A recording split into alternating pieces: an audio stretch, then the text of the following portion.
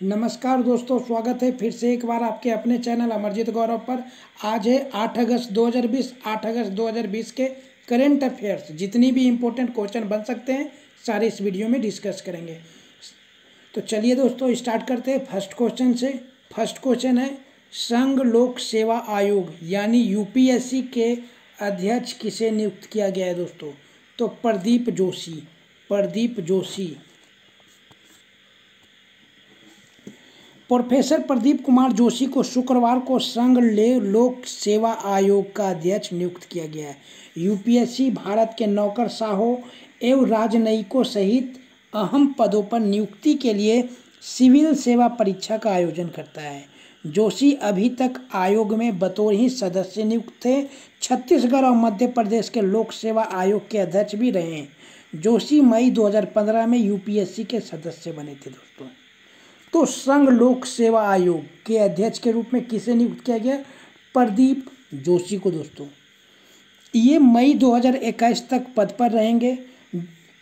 जोशी आयोग के मौजूदा अध्यक्ष अरविंद सक्सेना की जगह लेंगे, जिनका कार्यकाल 7 अगस्त को खत्म हो गया। तो यूपीएससी दोस्तों, यूनियन पब्लिक सर्विस कमीशन के अध्यक्ष कौन बनाए गए? प्रदीप जोशी। अब इसकी स्थापना कब हुई थी दोस्तों? 1 अक्टूबर 1926 को। मुख्यालय नई दिल्ली और संविधान के भाग 14 तथा अनुच्छेद 315 से लेकर 323 तक यूपीएससी का उल्लेख है दोस्तों। यानी संघ लोक सेवा आयोग का उल्लेख है संविधान के भाग 14 तथा अनुच्छेद 315 से लेकर 323 तक। अब बात करते हैं अदर ऑप्शन का। इम्तियाजुर रहमान। तो हाल में यूटीआई म्यूचुअल फंड ने इम्तियाजुर रहमान को अपना नया मुख्य कार्यकारी अधिकारी नियुक्त किया है। पंकज त्रिपाठी। हाल में पंकज त्रिपाठी को बिहार सरकार द्वारा बिहार खादी का ब्रांड एम्बेसडर बनाया गया है। Catherine D Sullivan. तो हाल में नासा की पूर्व अंतरिक्ष यात्री और भूवैज्ञानिक कैथरीन डी सुल्लिवन महासागर के सबसे गहरे बिंदु मरियाना ट्रेंच तक पहुंचने वाली पहली महिला बन गई है दोस्तों। विश्व की पहली महिला कैथरीन डी सुल्लिवन। हाल में उन्होंने महासागर के सबसे गहरे बिंदु मरियाना ट्रेंच तक पहुंचने वाली पहली महिला बन गई है। दूसरा नंबर क्वेश्चन है कि OHE ओवरहेड इक्विपमेंट निगरानी ऐप किसने लॉन्च किया है? तो दोस्तों भारतीय रेलवे ने। भारतीय रेलवे द्वारा एक overhead equipment inspection app launch किया गया है, जो तकनीकी खामियों के कारण ट्रेन की देरी और लंबे इंतजार को कम करने में मदद करेगा। ऐप को समूचे देश की जानकारी के आधार पर तैयार किया गया है। अब बात करते हैं दोस्तों कि ओवरहेड इक्विपमेंट या ऐप के बारे में कि ये कैसे काम करता है। तो ओवरहेड उपकरण ऐप वास्तविक समय में ओवरहेड तार की निगरानी करेगा और अगर इसमें कोई खामी आती है तो तभी भारतीय रेलवे को सतर्क कर देगी। ग्लोबल पोजीशनिंग सिस्टम जीपीएस आधारित पेट्रोलमैन ट्रैकिंग, इसमें ओवरहेड उपकरण खामियों की वास्तविक समय कैचरिंग और फोटोग्राफ लेने का प्रावधान है। तो दोस्तों OHE ओवरहेड इक्विपमेंट निगरानी ऐप किसने लॉन्च किया? भारतीय रेलवे ने। और अभी भारतीय रेलवे के केंद्रीय मंत्री कौन है दोस्तों? पीयूष गोयल। और रेलवे बोर्ड के अध्यक्ष VK यादव हैं। स्थापना 16 अप्रैल 1893 को दोस्तों। और मुख्यालय नई दिल्ली। पहले रेल मंत्री दोस्तों जॉन मथाई और 39वें रेल मंत्री हैं दोस्तों पीयूष गोयल। और मुख्यालय कहाँ है दोस्तों इसका? दिल्ली। स्थापना कब हुआ था? 16 अप्रैल 1853 में। भारतीय रेल का राष्ट्रीयकरण कब हुआ था दोस्तों? 1950 में। विश्व की पहली रेलगाड़ी 1825 में लिवरपूल से मैनचेस्टर इंग्लैंड के बीच चली थी। भारतीय रेलवे में कुल 17 जोन हैं और 73 डिवीजन है दोस्तों। भारत में सर्वप्रथम रेलगाड़ी 1853 में मुंबई से थाने के बीच चली थी। अब बात करते हैं अदर ऑप्शन का। तो that defence institute of advance technology ने कोविड-19 से निपटने के लिए आश्रय मेडिकल बेड विकसित किया है। ICRA तो घरेलू रेटिंग एजेंसी ICRA द्वारा N शिवरामन को 3 साल की अवधि के लिए अपना नया प्रबंध निदेशक और समूह मुख्य कार्यकारी अधिकारी नियुक्त किया गया है। AIIB हाल में एशियन इंफ्रास्ट्रक्चर इन्वेस्टमेंट बैंक के बोर्ड ऑफ गवर्नर्स की पाँचवीं वार्षिक बैठक का आयोजन वर्चुअली ऑनलाइन किया गया है दोस्तों। तो AIIB Asian infrastructure investment bank की पाँचवीं वार्षिक बैठक, याद रखिएगा दोस्तों। तीसरा नंबर क्वेश्चन है, भारत की पहली किसान रेल महाराष्ट्र में नासिक के देवलाली और किस राज्य के दानापुर के बीच चलेगी? भारत की पहली किसान रेल महाराष्ट्र में नासिक के देवलाली और किस राज्य के दानापुर के बीच चलेगी? बहुत इंपॉर्टेंट है दोस्तों कि भारत की पहली किसान रेल, तो बिहार दोस्तों, बिहार।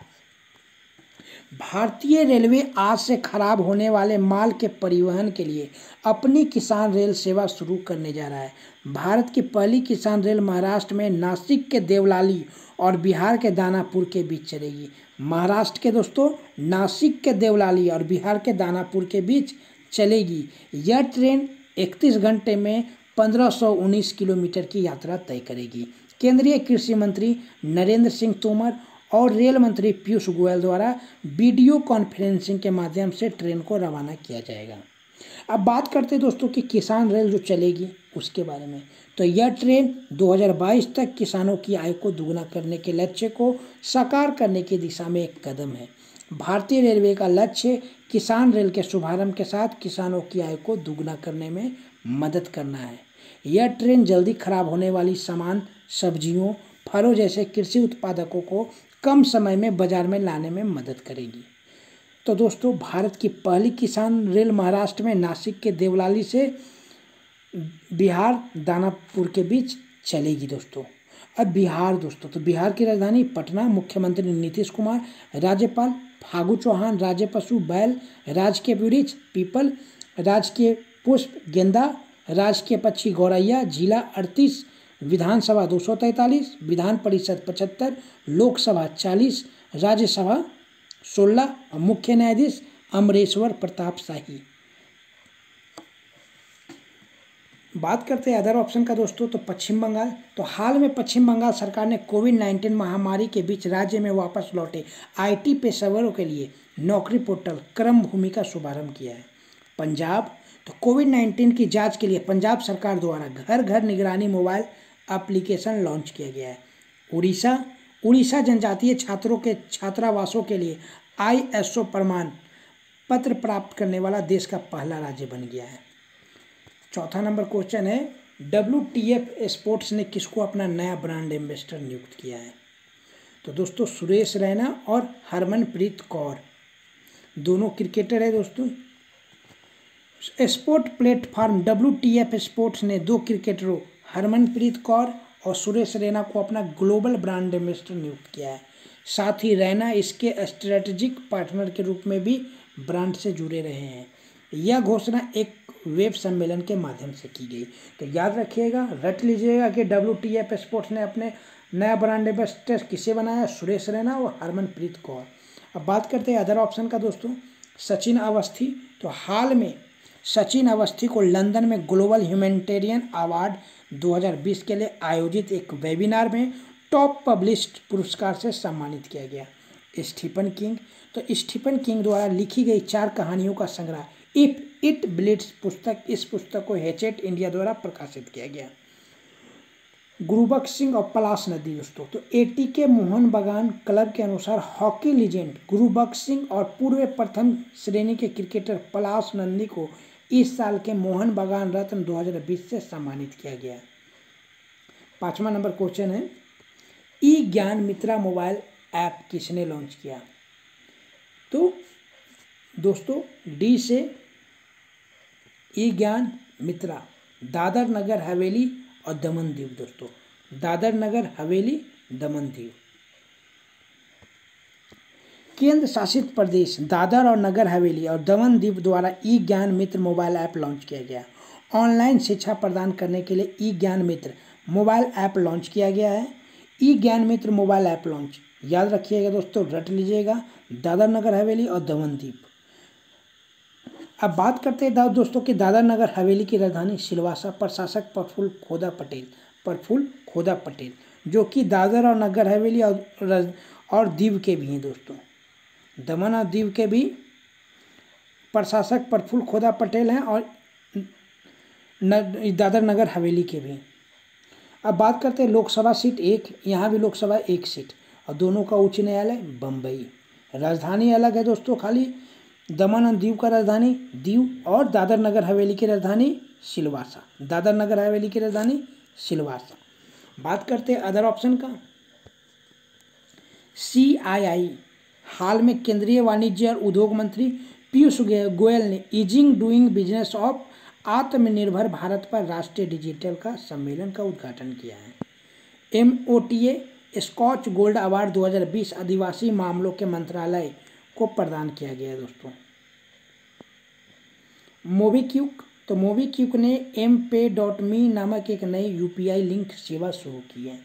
छठा नंबर क्वेश्चन है, भारत संयुक्त राष्ट्र विकास साझेदारी निधि में कितना मिलियन डॉलर की राशि देगा?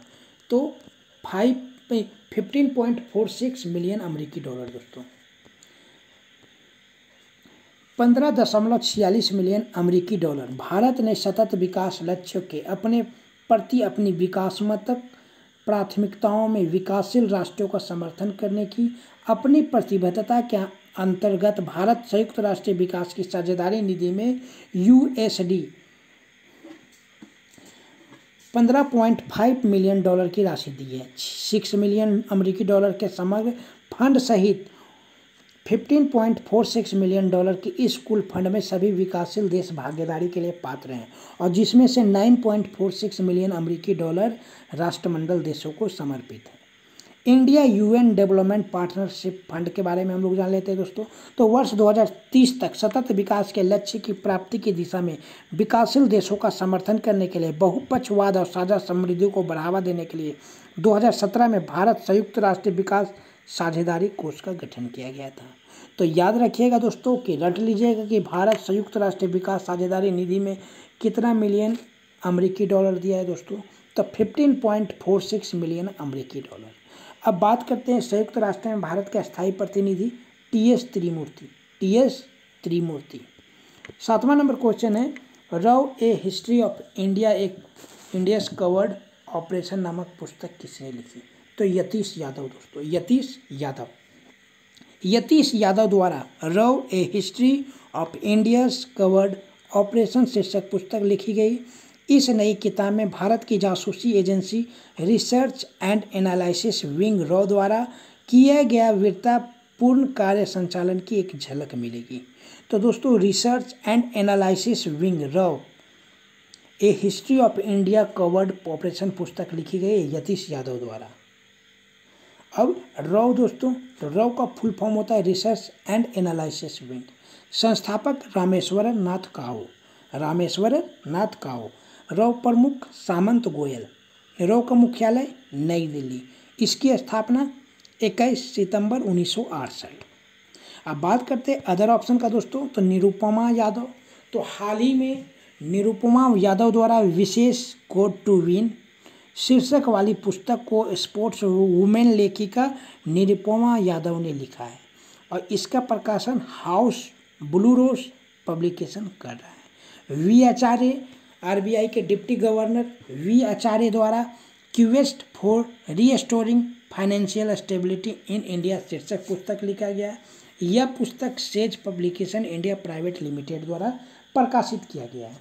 एस जयशंकर, विदेश मंत्री एस जयशंकर द्वारा अपनी नई पुस्तक the India way strategy for an uncertain world का विमोचन किया गया है। इस पुस्तक को हार्पर कॉलिन्स इंडिया प्रकाशन ने प्रकाशित किया है। 8वां नंबर क्वेश्चन है, जम्मू और कश्मीर का नया उपराज्यपाल किसे नियुक्त किया गया है? जम्मू और कश्मीर का नया राज्यपाल दोस्तों तो मनोज सिन्हा। राष्ट्रपति रामनाथ कोविंद द्वारा पूर्व केंद्रीय मंत्री मनोज सिन्हा को जम्मू कश्मीर का नया उपराज्यपाल नियुक्त किया गया है। उनकी नियुक्ति इस पद से इस्तीफा देने वाले गिरीश चंद्रा मुर्मू के स्थान पर की गई है। अब बात करते हैं दोस्तों जम्मू कश्मीर के नए राज्यपाल उपराज्यपाल बनाए गए। तो जम्मू कश्मीर की राजधानी श्रीनगर। उपराज्यपाल मनोज सिन्हा। जिला 22, राज्य पशु हंगूल, राज्य के पक्षी टर्बोपेन, विधानसभा 100, विधान परिषद 36, लोकसभा 6, राज्यसभा 4। अब बात करते हैं अदर ऑप्शन का दोस्तों, तो हमीद बकाई को आइवरी कोस्ट का नया प्रधानमंत्री बनाया गया है। हार्दिक सतीश चंद्र, तो हाल में हार्दिक सतीश चंद्र शाह को टर्मिनल्स के आधार पर प्रधानमंत्री नरेंद्र मोदी का नया निजी सचिव नियुक्त किया गया। वरुण श्रीधर, तो पेटीएम मनी ने हाल में वरुण श्रीधर को कंपनी का नया मुख्य कार्यकारी अधिकारी नियुक्त किया है। 9वां नंबर क्वेश्चन है, किस राज्य में शहीद महेंद्र कर्मा तेंदुपत्ता संघर्ष समाज सुरक्षा योजना की शुरुआत की गई? तो छत्तीसगढ़ दोस्तों, छत्तीसगढ़ के मुख्यमंत्री भूपेश बघेल द्वारा राज्य में तेंदुपत्ता संग्राहकों के लिए एक सामाजिक सुरक्षा योजना शहीद महेंद्र कर्मा तेंदुपत्ता संघर्ष समाज सुरक्षा योजना की शुरुआत की गई है। तेंदू के पत्ते बीड़ी बनाने के लिए इस्तेमाल होने वाली बीड़ी और राज्य के वनवासियों द्वारा एकत्र की जाती है और जिसे बाद में राज्य सरकार द्वारा खरीद ली जाती है। तो दोस्तों, किस राज्य में शहीद महेंद्र कर्मा तेंदुपत्ता संघर्ष समाज सुरक्षा योजना की शुरुआत की गई है? छत्तीसगढ़ में। अब बात करते हैं दोस्तों कि शहीद महेंद्र कर्मा कौन थे। तो शहीद महेंद्र कर्मा के बारे में, जिन्हें नक्सलियों के खिलाफ अपने कड़े रुख के लिए बस्तर टाइगर के नाम से जाना जाता था, वे कांग्रेस के वरिष्ठ नेताओं सहित 29 लोगों में शामिल थे, जिनकी 25 मई 2013 को बस्तर जिले के झीरम घाटी में नक्सलियों द्वारा किए गए एक हमले में हत्या कर दी गई थी। अब बात करते हैं दोस्तों कि शहीद महेंद्र कर्मा तेंदुपत्ता संघर्ष समाज सुरक्षा योजना की शुरुआत कहाँ हुई? तो छत्तीसगढ़। और छत्तीसगढ़ की राजधानी रायपुर। नया नाम नवा रायपुर, अटल नगर। गठन 1 नवंबर 2000। राज्यपाल अनुसुईया उइके, मुख्यमंत्री भूपेश बघेल। विधानसभा 90, राज्यसभा 5 सीटें, लोकसभा 11 सीटें। उच्च न्यायालय दोस्तों, छत्तीसगढ़ उच्च न्यायालय बिलासपुर। मुख्य न्यायाधीश कौन है? पी.आर. रामचंद्रन। राज्य के पशु वन भैंसा, राज्य के पक्षी पहाड़ी मैना। जिला 27। अब बात करते हैं अदर ऑप्शन का, मध्य प्रदेश। तो हाल में आत्मनिर्भर निधि प्रधानमंत्री स्वनिधि योजना के कार्यान्वयन में मध्य प्रदेश अन्य राज्यों की तुलना में शीर्ष स्थान पर है। दिल्ली, तो हाल में नई दिल्ली के चेल्मसफोर्ड क्लब में भारत के पहले सार्वजनिक ईवी इलेक्ट्रिक वाहन चार्जिंग प्लाजा का उद्घाटन किया गया है। उत्तर प्रदेश, तो उत्तर प्रदेश के मुख्यमंत्री योगी आदित्यनाथ ने अनुसूचित जातियों के सर्वांगीण विकास के लिए नवीन रोजगार छतरी योजना की शुरुआत की है। नवीन रोजगार छतरी योजना दोस्तों, उत्तर प्रदेश। अब बात करते हैं 10वां नंबर क्वेश्चन दोस्तों, तो राष्ट्रीय हथकरघा दिवस अथवा राष्ट्रीय हैंडलूम दिवस कब मनाया जाता है? तो 7 अगस्त दोस्तों। यह दिन देश में हथकरघा बुनकरों के सम्मानित और हथकरघा उद्योग को उजागर करने के लिए मनाया जाता है। यह दिवस देश के सामाजिक आर्थिक विकास में हथकरघा के योगदान पर प्रकाश डालता है और बुनकरों की आय में वृद्धि करने को प्रोत्साहित करता है। पहले राष्ट्रीय हथकरघा दिवस का उद्घाटन 7 अगस्त 2015 को प्रधानमंत्री नरेंद्र मोदी द्वारा चेन्नई के मद्रास विश्वविद्यालय के शताब्दी हॉल में किया गया था। तो याद रखिएगा दोस्तों, रट लीजिएगा कि राष्ट्रीय हथकरघा दिवस कब मनाया जाता है? 7 अगस्त को। अब बात करते हैं अदर ऑप्शन का, 6 अगस्त। तो हिरोशिमा डे दोस्तों, द्वितीय विश्व युद्ध 1939 से 1945 तक चला था, जो तैनात किया गया था दुनिया का पहला परमाणु बम था, जिसमें 9000 पाउंड से अधिक यूरेनियम 235 लोड किया गया था और जिसे US B-29 बम्बर एयरक्राफ्ट द्वारा 6 अगस्त 1945 को हिरोशिमा के जापानी शहर एनोला पर गिराया गया था। याद रखिएगा दोस्तों, दूसरा विश्व युद्ध, पहला परमाणु बम 6 अगस्त 1945 को गिराया गया हिरोशिमा के जापानी शहर एनोला पर। किस एयरक्राफ्ट के द्वारा गिराया गया दोस्तों? तो US B-29 बम्बर एयरक्राफ्ट। कौन सा यूरेनियम गिराया गया दोस्तों? तो 9000 पाउंड से अधिक यूरेनियम 235। इम्पोर्टेंट है दोस्तों, हर एग्जाम में आता है, तो याद कर लीजिएगा। 28 जुलाई को दुनिया भर में विश्व प्राकृतिक संरक्षण दिवस मनाया जाता है। 27 जुलाई केंद्रीय रिजर्व पुलिस बल ने 27 जुलाई 2020 को अपना 82वां स्थापना दिवस मनाया। तो दोस्तों, यह था आज का क्वेश्चन। और आज का जो क्वेश्चन ऑफ द डे का क्वेश्चन है दोस्तों कि किस देश ने 3D प्रिंटेड एयरक्राफ्ट इंजन का सफल परीक्षण किया है? तो इसका आंसर आपको कमेंट बॉक्स में बताना है कि किस देश ने 3D प्रिंटेड एयरक्राफ्ट इंजन का सफल परीक्षण किया है। तो दोस्तों मैंने आपको आज का करंट अफेयर्स करवाया, और आपको अगर वीडियो पसंद आया होगा, वीडियो को लाइक करें और कमेंट करके बताएं वीडियो कैसा लगा, और अपने सारे दोस्तों के साथ शेयर करिए। तो अब हम मिलते हैं नेक्स्ट वीडियो में। Thank you and wish you all the best.